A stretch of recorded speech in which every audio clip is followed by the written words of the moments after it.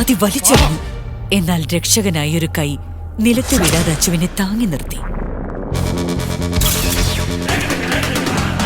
ആ കൈകൾ മറ്റാരുടേതുമായിരുന്നില്ല, സിദ്ധാർത്ഥിന്റേതായിരുന്നു. ഒരുപക്ഷെ കാലം കാത്തുവെച്ച മുഹൂർത്തമായിരുന്നിരിക്കണം ഇത്.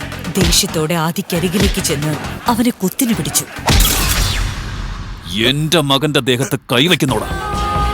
സ്ത്രീകളോടും കുട്ടികളോടും എങ്ങനെയാ പെരുമാറേണ്ടെന്ന് നിന്റെ വീട്ടിൽ പഠിപ്പിച്ചു തന്നിട്ടില്ല. കുറച്ചു മുമ്പ് വാഷ്റൂമിൽ വെച്ച് തന്നോട് അങ്ങനെയൊക്കെ പറഞ്ഞ ആള് തന്നെയാണോ ഇതെന്ന് നീലിമയ്ക്ക് സംശയം തോന്നി. ദേഷ്യത്തോടെ സിദ്ധാർത്ഥിന്റെ അടുത്തേക്ക് പാഞ്ഞെടുത്ത ആദിയെ സിദ്ധാർത്ഥ് ചവിട്ടി വീഴ്ത്തി. അപ്പോഴേക്കും അവിടേക്ക് ഓടിയെത്തിയ സിദ്ധാർത്ഥിന്റെ ബോഡി ഗാർഡ്സ് ആദിയെ ഒരടി മുന്നോട്ട് വെക്കാനാകാത്ത വിധത്തിൽ തടഞ്ഞു നിർത്തി. അവരുടെ ബലിഷ്ഠമായ കരങ്ങളിൽ ഒന്നനങ്ങാൻ പോലും ആവാതെ ആദി നിന്നു. അഞ്ജലിയുടെ ഒരുപാട് നേരത്തെ അപേക്ഷകൾക്കൊടുവിൽ ആദിയെ റിലീസ് ചെയ്യാൻ സിദ്ധാർത്ഥ് അവർക്ക് നിർദ്ദേശം നൽകി.